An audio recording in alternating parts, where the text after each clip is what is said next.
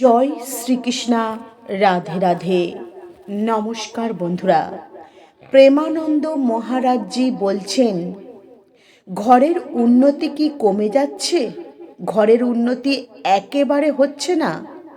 ঘরে যে অর্থ আসছে তা জলের মতো খরচ হয়ে যাচ্ছে। তাহলে চিনির কৌটোয় রেখে দিন এই একটি চমৎকারী পাতা। এই পাতাটি চিনির কৌটোয় রাখতে পারলে ঘরের উন্নতি হবে চোখে পড়ার মতো। ঘর থেকে নেগেটিভ ঊর্জা বেরিয়ে চলে যাবে, বাড়ির বাস্তুদোষ একেবারে ঠিক হয়ে যাবে, আর মা লক্ষ্মী ঘরে স্থায়ী রূপে বিরাজ করবেন। চিনি একটি মিষ্টি জিনিস শুধু নয়, এই চিনির মধ্যে এতটাই শক্তি রয়েছে, ঘর থেকে নেগেটিভ ঊর্জাকে খুব সহজে বার করতে পারে। চিনির কৌটোয় এই পাতা রাখতে পারলে ঘরের বাতাবরণ শুদ্ধ হয়ে যাবে, ঘরে শান্তি ও হাসি খুশি ভরে উঠবে, ঘরে শুভ শক্তির আগমন ঘটবে। ঘরের শুভ শক্তি সর্বদাই রান্নাঘর থেকে উৎপন্ন হয়, কারণ এই রান্নাঘর থেকেই অন্ন, স্বাদ আর জীবন শক্তি পুরো পরিবারের ওপর পৌঁছায়। শাস্ত্র বলছে, যেখানে মধুরতা বাড়ে সেখানেই মা লক্ষ্মী দেবী স্থিরভাবে বসবাস করেন। ঘরের মিষ্টি কেবলমাত্র খাবার নয়, বরং ঘরের মিষ্টি ব্যবহার, ঘরের পরিবেশ সর্বদাই শান্ত হাসি খুশিতে পরিপূর্ণ থাকা উচিত। চিনির কৌটো সাধারণ একটি জিনিস নয়, বরং ঘরের সমৃদ্ধির প্রতীক মানা হয়। ঘরের সমস্যা তখন থেকে শুরু হয় যখন থেকে ঘরের মধুরতা তথ্য কমতে থাকে। অনেক সময় রান্নাঘরে অশুভ কাজ করা হয়, যেমন ঝগড়াঝাটি করা হয়, খারাপ চিন্তা ভাবনা করা হয়। এই সমস্ত কাজ রান্নাঘরে করলে আস্তে আস্তে ঘরে নানান রকম সমস্যা, অশান্তি, কলহ, বিবাদ শুরু হয়ে যায়। পরিবারে একে অপর সদস্যর মধ্যে সম্পর্ক খারাপ হতে শুরু হয় এবং ধনের হানি হতে শুরু করে। কারণ যে ঘরে শান্তি ভালোবাসা থাকে না, ওই ঘরে সুখ শান্তি বেশি দিন টেকে না।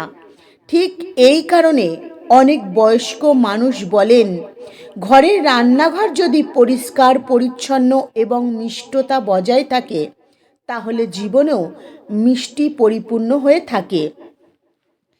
চিনির কৌটো হলো ঘরের মধুর তত্ত্ব। এর ঊর্জা যতটা পবিত্র থাকবে, ঘর ততটাই শান্ত ও সমৃদ্ধি এবং সৌভাগ্যশালী হয়ে উঠবে। তো বন্ধুরা, কোন পাতা চিনির কৌটোয় রাখবেন? শাস্ত্র, পুরাণ এবং গ্রহের নিয়মে এমন কিছু গাছের পাতার উল্লেখ করা হয়েছে যে গাছের পাতার মধ্যে 4 দিব্য শক্তি রয়েছে।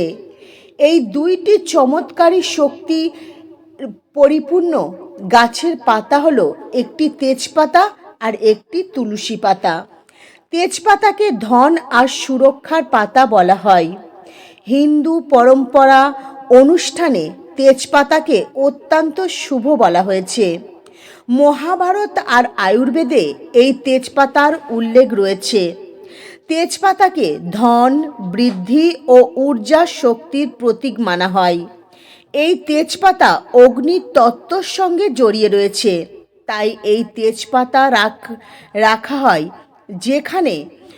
সেখান থেকে অশুভ শক্তি কিন্তু দূরে সরে যায়, সেখানে অশুভ শক্তি টিকতে পারে না। চিনির কৌটোয় তেজপাতা রাখলে ঘরে শুভ শক্তি বাড়তে থাকবে, কখনো কিন্তু সেই ঘরে অশুভ শক্তি থাকতে পারবে না এবং ধনের প্রভাব স্থির হবে। ঘরে ঝগড়াঝাটি, অশান্তি, কলহ কমতে থাকবে। যে ঘরে সর্বদাই আর্থিক অনটন লেগেই রয়েছে ও ঝগড়া, অশান্তি, কলহ, বিবাদ লেগে রয়েছে, অবশ্যই চিনির কৌটোয় তুলসী পাতা রেখে দিন। এই তুলসী পাতা হলো পবিত্রতা আর মা লক্ষ্মীর তত্ত্ব। তুলসীকে দেবী বলা হয়েছে, আর পুরাণে তুলসীকে মাতা লক্ষ্মী দেবীর সমান পবিত্রতা মানা হয়েছে। তাই রান্নাঘরে রাখা চিনির কৌটোয় তুলসী পাতা রাখলে লক্ষ্মী তত্ত্ব স্থির হয়, ঘরের সুখ শান্তি সৌভাগ্য বৃদ্ধি পায়, পরিবারে একে অপর সদস্যর সঙ্গে মধুরতার সম্পর্ক বাড়ে। বন্ধুরা, এই তুলসী পাতা ও তেজপাতা শুকনো করে তবেই চিনির কৌটোয় রাখবেন। এই কাজটি আপনারা যে কোনো বৃহস্পতিবার স্নান করে শুদ্ধ বস্ত্র পরিধান করে করবেন। শাস্ত্রে বলা রয়েছে, যে কোনো উপায়ের ফল তখন পাওয়া যায় যখন সম্পূর্ণ শ্রদ্ধা ভক্তি আর বিশ্বাস আর নিয়ম পালন করে করা হয়।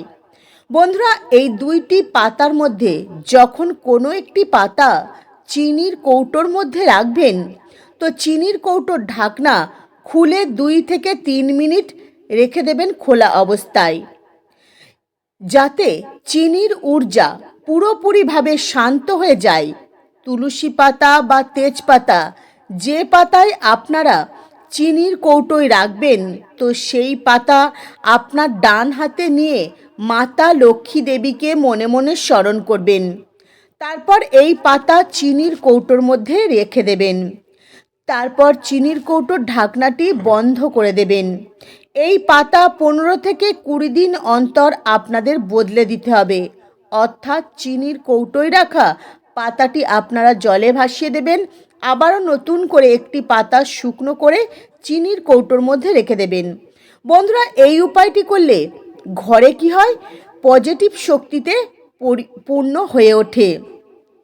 আর আপনি যখন এই উপায় করবেন, সঠিকভাবে করবেন, মনের স্থিরতা দ্বিধা সংকোচ কমে যাবে। এই উপায়টি করলে ঘরের ভিতরে পজিটিভ শক্তিতে পরিপূর্ণ হয়ে যাবে।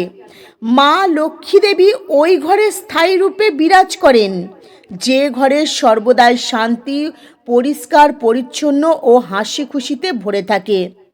লক্ষ্মী দেবী সেখানেই বিরাজ করেন যেখানে পবিত্রতা ও মধুরতায় পরিপূর্ণ হয়ে থাকে।